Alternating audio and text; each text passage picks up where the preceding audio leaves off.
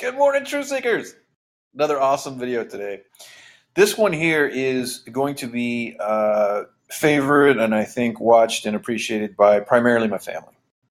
What I mean is, back in a Thanksgiving many years ago, and I believe it's around 96, 97-ish, I hung out with Alicia, my wife's family, and it was with her dad, and it was with another gentleman named Sam Kuykendall, who is very close to Alicia's family, very close to herself and her dad. And we went to Sam Kuykendall's house, and we had a wonderful Thanksgiving. Her brother was there. It was one of the last times we actually had a good time with her brother, who that has not happened in many years. So we went and we played the Nintendo 64. Now, for any of you that know me, you know that I love video games, all about video games. I'm actually going to start making tons of videos about video games and technology because, as anybody who knows me and loves me, I'm a total tech dude. So, that being the case, I started to research, did something very wonderful for myself recently. I came across this free time. I have some time now, and I took some time to take care of myself. And what I did was I went and researched all the video games that I have played throughout my entire life. And I have played like virtually everything. Like I have played stuff.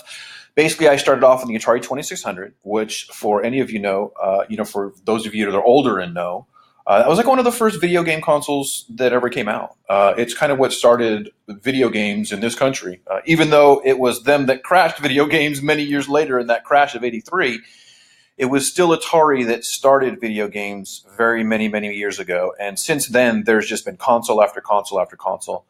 Shortly after Atari bombed the entire industry, interestingly enough, due to over-flooding the marketplace with garbage games, Nintendo took a different approach and resuscitated the whole entire video game industry in the United States. Interestingly enough, what they did, and this is so beautiful because it falls in line with what I'm doing right now and what I've been doing lately, and that's getting back to myself and focusing on myself. What Nintendo decided to do was focus on themselves. And instead of having a repeat of the video game crash that Atari pretty much created by coming out with garbage games back in those days, Nintendo sought to keep control.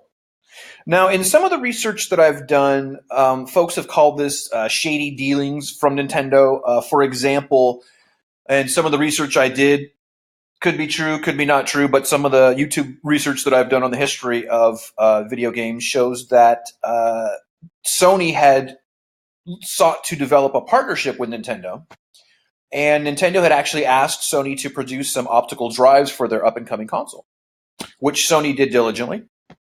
Went to deliver these optical drives, and Nintendo decided to go cartridge-based, left Sony high and dry with their optical drives, and like that's the kind of thing that can put a company out of business, you know. So what I've come to understand, though, was not necessarily that was shady dealings, whereas maybe it was more of Nintendo trying to retain that control over their games and their hardware that would keep from another crash occurring. And I started to think, man, holy moly, that is a great idea. And Nintendo single-handedly resuscitated video games in this country by simply making sure that they had control over the quality of both the software and the hardware. So they came out with some really great games and some really great consoles. One of these being that Nintendo 64 that my family played all Thanksgiving. And that was one of the most wonderful Thanksgivings I have ever had. And in some of my other videos, you might see where I talk about family members getting together on Thanksgiving and arguing about political stuff. This is one of those Thanksgivings, though, where there was no political anything at all.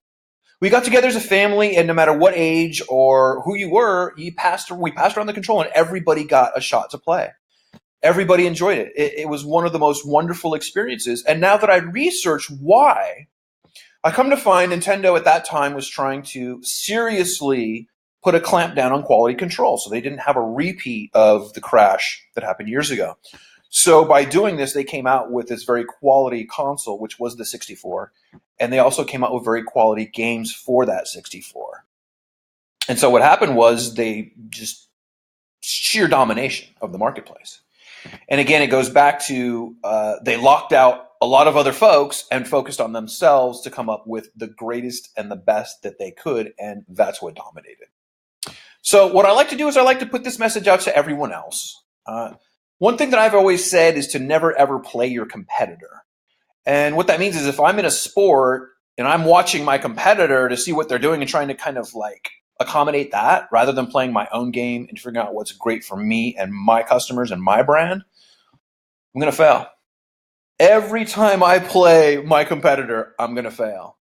But when I play my game, I go to my strategy and I look to myself and I put down the clamp on the quality control, that's when there is success.